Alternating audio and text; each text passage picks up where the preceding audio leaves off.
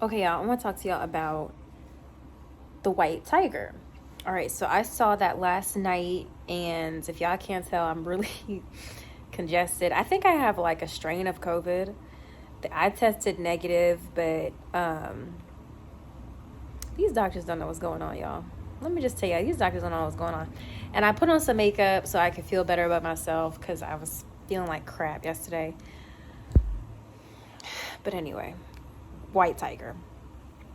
Okay, so first things first, you need to watch this in subtitles. I watch things in subtitles all the time. So it didn't really bother me to be reading that much. You're reading the entire movie. It's very much like Parasite. If you saw Parasite, you know you was reading the entire time. Now, for me, watching a movie like Parasite, even though I watch movies in subtitles all the time, that was a little different because there is like really no English at all. With The White Tiger, I don't think it bothered me as much because it was being narrated by the main character in English, so I didn't notice as much.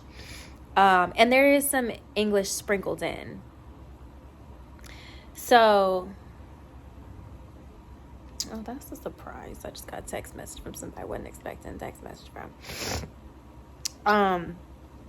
Sorry. Okay, so it made me really sad that Balram couldn't finish school because, as we see in the beginning of the movie, he was doing really well. He was really smart, and he could have, been something. But Granny, first of all, Granny, her little evil self, pulled him out of school. Was like, tea shop for you. Like, dang, you can't recognize talent or, when someone has a gift, Granny. He could have, you should have been the one facilitating his come up.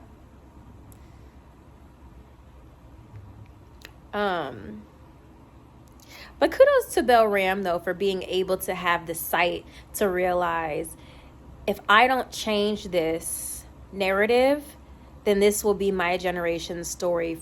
This will be my family story generation after generation after generation. Because he saw his dad go through it, get sick, whatever. Saw his brother wasn't really trying to make no changes. And Balram was like, hold up. I'm going to need to switch up.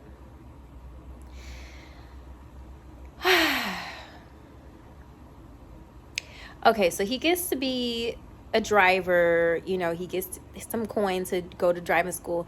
And then, tries to be Shoke's driver. And he gets his little come up, right? Cool. Now, when he finds out that the driver, number one, is Muslim, I don't know if I would have been able to out him like that. Like, I really don't. But, Balram was he was on the come up, and he really did not care who he had to knock down to get there. I just don't know, me personally, ethically, if I could out somebody for their religious practices.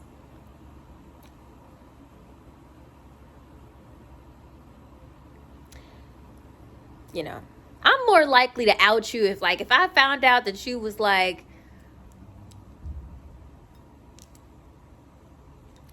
I don't know, something else dirty. Like, if he was stealing money from the collections plate or something, and for that the family, let's say the family gave him money to be going to, tithes or whatever, but he was taking a little money. I'm more likely to rat on somebody for that than to just rat on them because they have a whole different religious practice. But anyway, let me just move on, okay? I just thought that was dirty. And I want to talk about for a second, first of all, these people were not just drivers, okay? They was doing everything, rubbing their feet, cooking snacks, okay? Dusting everything. Shoot. These was like, and then to be getting hit over the head like every 5 seconds. Don't do that, do this, don't do that, get out of here. Child. But see, that's what's crazy, right? Because this is the life that they've grown up with, to understand that that's acceptable treatment for them and their caste. My Americanized self has not grown up to accept that as acceptable treatment. So watching that, I'm like mortified. But, you know, it is what it is. So, okay, this is what I need somebody to help me clarify. Because, and I didn't go back and watch it. Because he was, okay, right? He was supposed to be getting 2,000 rupees or whatever. But then I think he said he was only getting $200, right? And we saw him give somebody some money, and he was trying to act like, you know, top dog, like, oh, it's nice in here, but I can't let you in, right? He was trying to send some money back home, right? So that confused me because I thought he was sending money home. So did he stop? But then he said something about he was only actually getting 200 rupees. So did he just stop sending money because he wanted to, or because he actually really wasn't earning enough? Somebody let me know, okay? Because I don't feel like turning it back on to rewind it. Okay, so for a time, he seemed like he was happy being the servant, right? You know, it seemed like he was having a good time with them, being their number one driver now, and he was getting to do something cute for her birthday. He looked like he was finding contentment, right? And then, child, when her little drunk self want to get behind the wheel, and then they're gonna sit there and blame that on him, try to put that confessional in his face. And I just want to say, I've definitely had moments, I don't know if any of y'all relate, there's definitely been moments for me when you know you're in a messed up position and you are not wise enough or mature enough to recognize that you have options and that you actually do have power. But sometimes, you know, when you're in a position like that, when he was like basically forced to sign his confessional, because he's thinking about, what are they going to do to my family? What happens if I don't do this? And so he signs, and he, you know, and then he had a little tear, and he's like the best thing, right? They loving on him. Oh, no, sit, you know, whatever. Oh, you're so good. You're one of the family now. People love to gas you up. Love to gas you up when they want something from you, when they need something from you. Y'all gotta be out here careful about people y'all think is y'all friends, y'all think is y'all family. Careful. But what I wanted to say about that really is that, like, in those moments, and then we saw him kind of like beating himself up, like he didn't even think to ask for anything in return, etc., etc. You know, I've definitely had those moments, and those are the moments where you grow, because then when that happens to you in the future, then you know, been through this before, they want something from me, I'm gonna need something from them. So it just really hurt my heart to see that happen, you know, but it is what it is.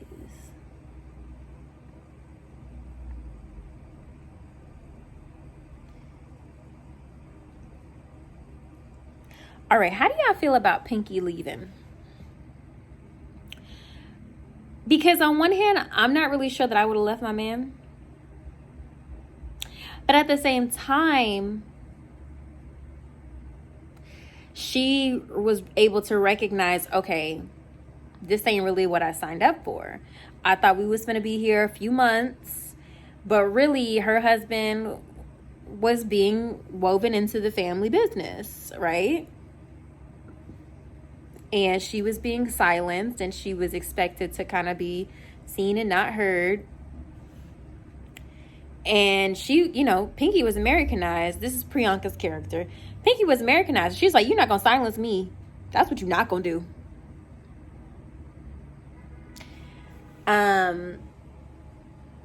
So I respect that. But also, can we just talk about how Ashok was like a total beta? He ain't had nothing really going for him besides delivering these little red bags, which is hardly a responsibility. Like, what is what is that?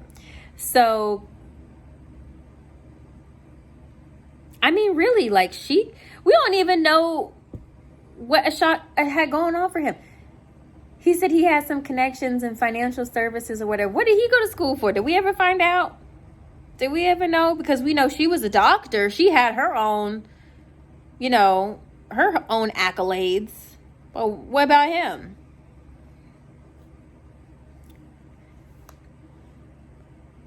But just like, Balram said, when you're born with money like that, you're born with opportunities you can afford to waste. That was a good line. That was a good line in that script.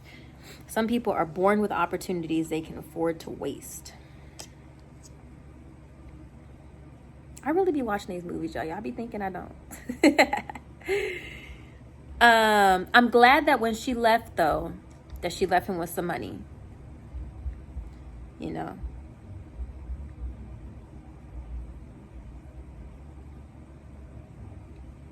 Now, ain't it funny? I want to talk about, Ashok, now his wife done left. Now he's all sad and lonely. He need a cute Keisha Cole. We need a cute Keisha Cole, right? Her album. I know what album I'm talking about, too.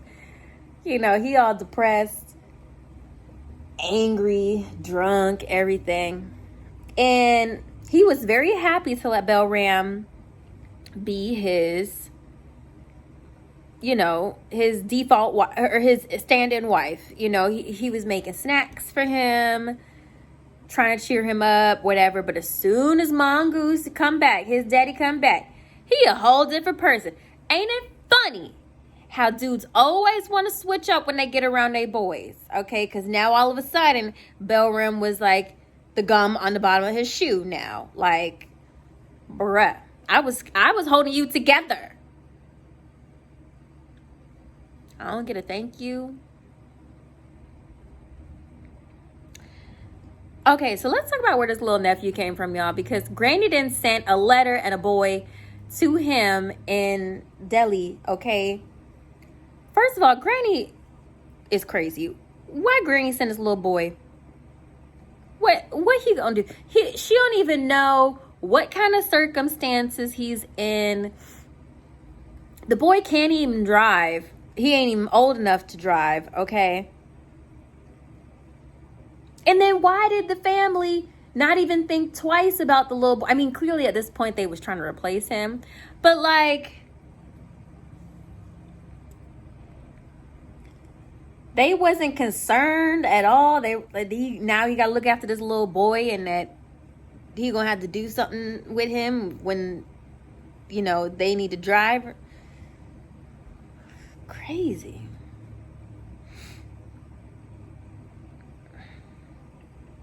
Okay. Now, I want to talk about when Balram decided to kill Ashok. I personally don't feel like he needed to die. Personally. And I was thinking about it. And he wanted to kill him. At this point, I think he was just so emotionally... I mean, we saw the turmoil he went through, right? He was so emotionally, like, revved up that he just, like, really wanted to stick it to him, like, literally. And... But I don't feel like he needed to die. Because just like he said, there's a million people that look like him. He ain't going to be found. A million people that look like him. So I feel like, he could have just been like pushed out the car or something. He could have just did a little nudge, kept driving, whatever. And he could have still hid out for 4 weeks, wherever, with the bag.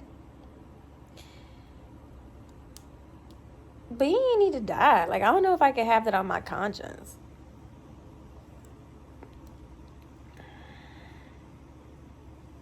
Y'all think he needed to die? Okay, my camera had cut off because my storage is running out. I like that he decided to move. I like that he decided to make a move and monopolize on, the driver market and provide some security and some safety to other drivers like him. You go into business about what you know, and that was the business he knew. So he, tried to, put a little corner on the market for that. I will say, though, after watching 2 hours of this, I was low-key hoping that he was like a bigger deal than, you know, a you know, driving business owner. I don't even know what you call it. I'm like, so I think literally when I was watching it, I was like, okay, so he made Uber in India. I mean, I know it's not Uber, but you know. I was like, is that all? I'm sitting here thinking he's emailing this prime minister. I'm thinking he just had to have 60 factories of something. I don't know. I was like, oh gosh. But I'm like, he just owned a few cars, got a little few drivers. That's it. Now, somebody tell me, why was he emailing this prime minister to begin with? Because when he finally meets him at the end, he's like, Prime Minister, it's me from the emails. First of all, you going to sit here and say from the emails. Honey, you thinking, who else you think is in a prime minister's inbox? It ain't just you, baby. It ain't just you. And he says his little speech, and the prime minister just like nods and looks and then walks off. I'm like, he ain't even, okay. Because if he got that audience, what was he going to say? Like, what did he want? He want to open up a little driver stand in China? Is that what he wanted? I don't know if he wanted to expand in India. Probably is more likely. But at least, you know what? I'm being a butthead. But at least he had to come up. He had to come up, right? That's the most important thing. He turned nothing into something and built himself up, and he still took care of his nephew, which I appreciate, because he didn't leave that kid out stranded. Is this my favorite movie ever? No. It is definitely an underdog story.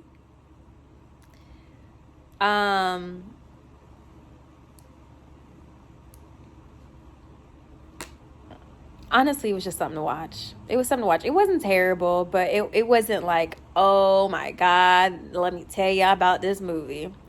So if you find time, check it out. Enjoy.